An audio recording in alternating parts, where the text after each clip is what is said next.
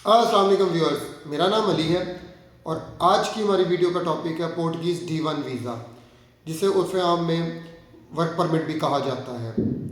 आज की इस वीडियो में मैं आपको पोर्टुगीज़ वर्क परमिट के बारे में डिटेल से बताऊंगा और आपसे वो इन्फॉर्मेशन भी शेयर करूंगा जो ना तो कि लोकल कंसल्टेंट आपको बताता है और ना ही यूट्यूबर जो बाकी हजरात हैं उनकी वीडियोज़ में मौजूद है। मेरा वीडियो बनाने का मकसद, जैसे मैंने पहले भी एक दो दफ़ा एक्सप्लेन किया है, आप लोगों को करेक्ट इन्फॉर्मेशन देनी है और आपको एक पाथवे दिखाना है। मैं आप लोगों को कभी नहीं कहता कि आप ये फॉर्म डाउनलोड करें, इसको फिल करें, जमा करवा दें। अगर ये इतना ही आसान होता तो मुझे बताएं अब तक पाकिस्तान में से इतने लोग जा क्यों नहीं चुके।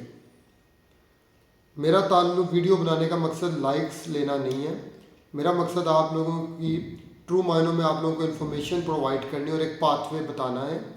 बाकी आप लोगों का काम है, अगर आप उस पाथवे पे चलते हैं और प्रोफेशनल तरीके से चीज़ों को लेके चलते हैं। मैं बारहा कहता हूँ आप कंसल्टेंट के बगैर कर सकते हैं अपनी इमिग्रेशन जो है प्रोसेस, लेकिन एक अच्छी लॉ फर्म या जो बाकी एसेंशियल लोग जो रिक्वायर्ड है उनके बगैर आप नहीं कर सकते। चलें आप टॉपिक की तरफ वापस आते हैं और अब मैं आपको एक्सप्लेन करता हूँ D1 वीज़ा। पोर्टुगीज़ D1 वीज़े के लिए आपको जो सबसे दो इम्पॉर्टेंट चीज़ें चाहिए वो हैं institute of employment and professional training का आपको जो लेटर चाहिए, अप्रूवल लेटर, IEFP भी इसको कहते हैं।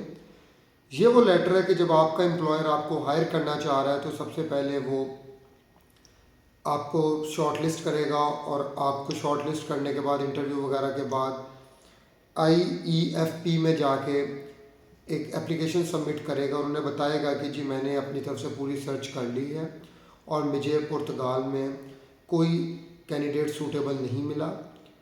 उसके बाद अगर आप सेकंड उसमें आए तो यूरोपीय यूनियन का आता है फिर कि अगर आपको पुर्तगाल में नहीं मिला तो फर्स्ट राइट यूरोपीय यूनियन के शहरियों का है। अगर यूरोपीय यूनियन में भी नहीं मिलता तो देन ही इज़ अलाउड कि वो मंगवा सकते हैं जहाँ से चाहते हैं डिज़ायर्ड स्किल सेट का आदमी।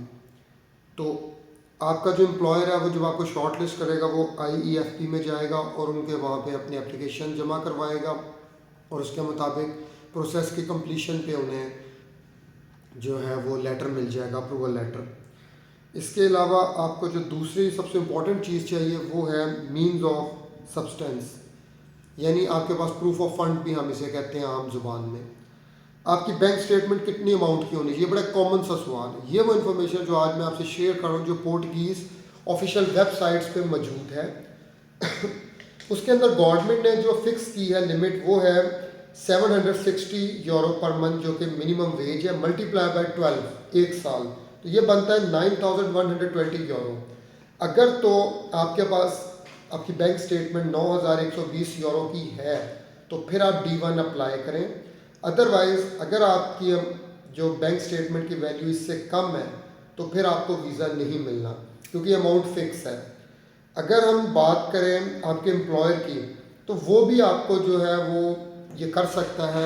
इसके लिए एक अलग से डॉक्यूमेंट्स होता है। अगर वो उस डॉक्यूमेंट को साइन करता है जिसे रिस्पॉन्सिबिलिटी वो टेक ओवर कर लेता है तो ये काम फिर भी हो सकता है। अब मैं आपको बताता हूँ कि D2 का एम्बेसी प्रोसेसिंग टाइम क्या है। एम्बेसी 60 दिन में D1 का जो है वो डिसीजन करेगी। इसके लिए जो आपको डॉक्यूमेंट रिक्वायर्ड हैं D1 में वो है आपका visa application form, valid passport, 2 passport size photographs, insurance cover up to 30,000 euro. ये वो लिमिट है जो होनी चाहिए। अगर इससे कम लिमिट की है तो आपको वीज़ा नहीं मिलेगा।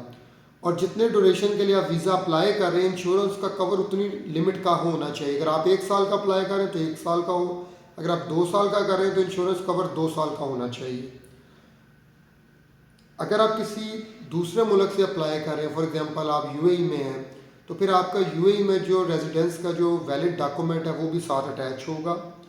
सबसे इम्पोर्टेंट डॉक्यूमेंट जो पोर्टुगीज़ इमिग्रेशन में वो है आपका पुलिस करैक्टर सर्टिफिकेट, जिसे कि क्रिमिनल रिकॉर्ड सर्टिफिकेट भी कहा जाता है। इसके बाद प्रूफ ऑफ अकोमोडेशन आपको चाहिए। अगर हम बात करें स्पेसिफिक डॉक्यूमेंट्स की तो आपको वर्क कॉन्ट्रैक्ट चाहिए। ये वर्क कॉन्ट्रैक्ट कम से कम 1 साल का होना चाहिए। अगर 1 साल से कम होगा तो वीज़े के चांसेस कम हैं। जितना अगर 1 से 2 साल के दरमियान होगा तो वीज़ा लगने के चांसेस ज़्यादा हैं। बाकी जो मैंने आपको IEFP का जो लेटर चाहिए वो इसमें है, और आपका जो प्रूफ ऑफ फंड जो मैंने आपसे डिस्कस किया है वो रिक्वायर्ड है।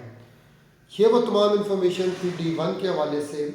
अगर तो ये फुलफिल हो रही हैं तो आप D1 बिल्कुल अप्लाई करें। इसके अलावा एम्बेसी क्या देखती है, जब भी कोई फॉर्म अप्लाई करती है एम्बेसी ये चेक करती है कि इस फॉर्म का फाइनेंशियल स्ट्रॉन्गनेस कितनी है, इसने वहाँ पे टैक्स कितना जमा करवा रही है, बिजनेस क्या कितना इसका हो रहा है, कितनी पुरानी है फॉर्म। तो ये सारे पैरामीटर्स हैं जब एम्बेसी डिसीजन के लिए 60 डेज़ का टाइम पीरियड लेती है, उसमें सब चीज़ें क्रॉस चेक करती है।